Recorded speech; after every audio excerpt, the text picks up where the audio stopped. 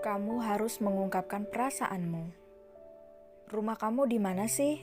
Dari tadi kamu bilang sudah dekat, tapi ternyata sampai sekarang belum ketemu juga. Arya mulai protes, terlihat jelas kalau pria itu sudah sangat kesal. Berhenti di sini saja kak, itu rumahku. Renata menunjuk sebuah rumah petak yang sangat kecil membuat Arya diam 1000 bahasa. Pria itu benar-benar bingung bagaimana bisa gadis remaja itu bisa sekolah di sekolah yang sangat mahal, padahal kondisi rumah yang ditempatinya cukup memprihatinkan. Aku bisa sekolah di sana karena beasiswa, jadi kakak tidak perlu bingung lagi. Celutuk Renata yang sepertinya bisa membaca raut wajah bingung dari Arya itu. Aku turun dulu ya kak, terima kasih buat tumpangannya. Tanpa menunggu jawaban dari Arya, Renata keluar dari dalam mobil meninggalkan Arya yang masih diam terpaku. Entah kenapa, ada rasa bersalah dalam dirinya ketika tadi di dalam mobil ia selalu berbicara ketus dengan gadis itu. Bodo amat lah, pungkas Arya akhirnya sembari kembali melajukan mobilnya. Langit kini sudah mulai berganti warna menjadi jingga. Matahari kini sudah mulai kembali ke peraduannya dan memanggil bulan untuk menggantikan tugasnya untuk memberikan sedikit cahaya pada gelapnya malam.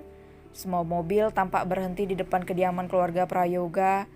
Tanpa dua orang yang merupakan pasangan suami istri baru keluar dari dalam mobil itu dan berjalan masuk ke dalam rumah. Wah, kalian berdua sudah pulang ya? Kenapa tidak lanjut menginap di hotel saja untuk beberapa hari lagi? Sapa Clara basa-basi menyambut pengantin baru Bima dan Ayunda. Kalau masih di sana bisa gempor aku diajar terus-terusan, ucap Ayu yang tentu saja berani dia ucapkan dalam hati. Maunya sih begitu mah, tapi Ayu sudah meminta untuk pulang. Clara sontak menoleh ke arah Ayu yang dari raut wajahnya terlihat lelah. Astaga, kamu apakan menantu mama Bima? Kamu hajar dia habis-habisan ya? Bima tidak menjawab sama sekali. Pria itu hanya cengengesan dan menggaruk-garuk kepalanya yang sama sekali tidak gatal. Melihat ekspresi wajah putranya, Clara tidak memerlukan jawaban lagi. Karena tanpa dijawab wanita parubaya itu sudah bisa menyimpulkan. Clara kemudian menengus ke arah Bima lalu menghampiri Ayunda. Sayang, kamu naik ke atas, masuk ke kamar Bima yang sekarang juga kamar kamu. Kamu istirahat aja dulu ya. Suara Clara terdengar lembut seperti biasa sembari mengelus-ngelus lembut pundak Ayunda. Iya tante, sahut Ayunda malu-malu. Kok manggil tante lagi sih? Sekarang kamu itu sudah jadi menantu mama, jadi kamu juga harus panggil mama seperti Bima. Ucap Clara tanpa mengubah nada suaranya. Iya Tan, Ma. Ayunda tersenyum manis.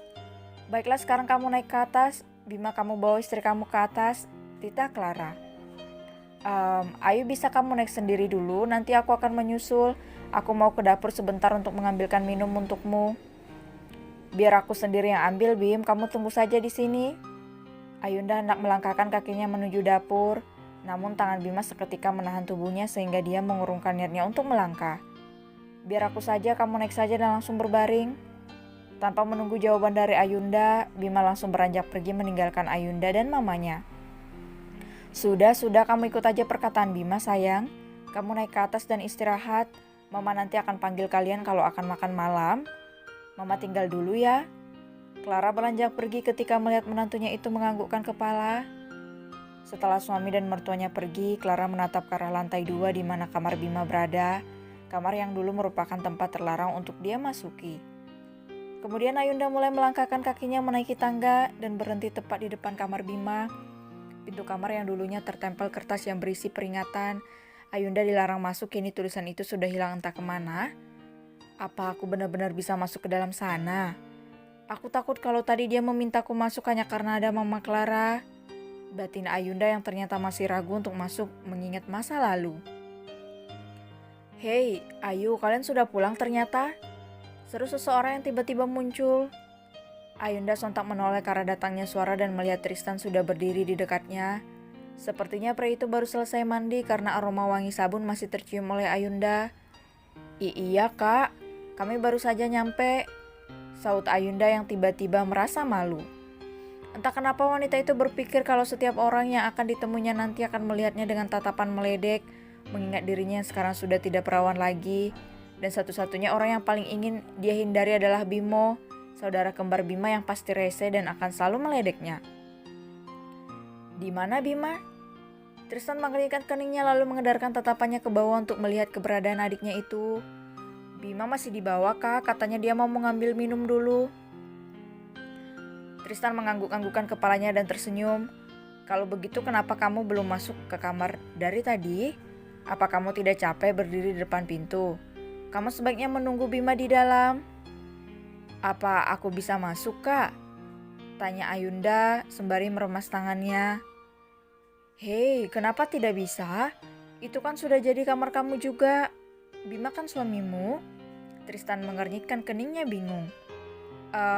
Tapi Ayunda menggantung ucapannya dan menggigit bibirnya. Tristan kemudian menarik napas dalam-dalam dan mengembuskannya. Pria itu seketika paham kalau Ayunda masih ragu untuk masuk mengingat masa lalu. Sepertinya Bima belum juga mengungkapkan perasaannya, makanya Ayu masih takut-takut begini. Dasar anak itu benar-benar kelewatan. Tristan menggerutu di dalam hati. Kak, Tristan sedang apa di situ? Tiba-tiba Bima muncul dengan sebuah gelas besar berisi air di tangannya. Aku hanya ingin menyapa Ayu. Dari tadi dia masih berdiri depan pintu kamar kalian, jadi aku tanya saja kenapa dia tidak masuk. Bima sontak menoleh ke arah Ayu dengan alis yang bertaut. Jadi dari tadi kamu masih berdiri depan pintu, Yu? Kenapa kamu belum masuk? Pintu itu sama sekali tidak terkunci. Ayunda meringis dan tersenyum kaku. Maaf, aku hanya ragu untuk masuk. Apa aku benar-benar bisa masuk ke dalam? Tanya Ayunda dengan sangat hati-hati sembari menggigit bibirnya. Mata Bima membesar merasa kaget mendengar pernyataan istrinya yang menurutnya merupakan pertanyaan bodoh. Kenapa tidak bisa? Itu kan kamarmu juga sekarang. Jadi kalau kamu mau masuk ya masuk aja. Nada suara Bima sudah terdengar greget. Oh begitu ya, kalau begitu aku masuk ya. Kamu tidak akan marah kan? Bima kini merasa geram mendengar pertanyaan Ayunda. Namun tiba-tiba dia teringat masa lalu yang melarang wanita itu untuk masuk ke kamarnya. Astaga, dia pasti masih mengingat masa lalu. Tapi kenapa masih harus diingat sih? Dulu ya dulu, sekarang kan dia sudah jadi istriku. Batin Bima sembari menggaruk-garuk kepalanya yang tidak gatal sama sekali. Ya udah, sekarang kamu masuk dulu ya, nanti aku menyusulmu. Nih kamu bawa minumannya ke dalam. Bima membukakan pintu dan memberikan jalan pada istrinya untuk masuk. Setelah Ayunda masuk, Bima kembali menutup pintu.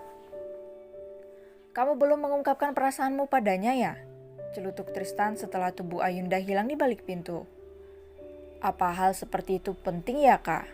Apa tidak cukup dengan perlakuanku saja yang tidak seperti dulu lagi? Tristan berdecak sembari menggeleng-gelengkan kepalanya.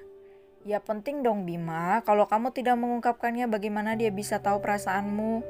Dia bukan cenayang yang bisa tahu isi hatimu. Wanita itu butuh kepastian dan salah satunya ya kamu harus mengungkapkan perasaanmu. Kalau kamu tidak mengungkapkannya itu berarti kamu harus bersiap-siap kalau sikap Ayunda masih seperti tadi. Dia akan terus-terusan merasa ragu dan takut. Bahkan untuk menyentuh barang-barangmu saja tidak berani. Takut kalau kamu marah, dia akan terus-terusan hidup di bawah bayang-bayang ketakutan. Bima tercenung mendengar penuturan Tristan yang panjang lebar tanpa jeda.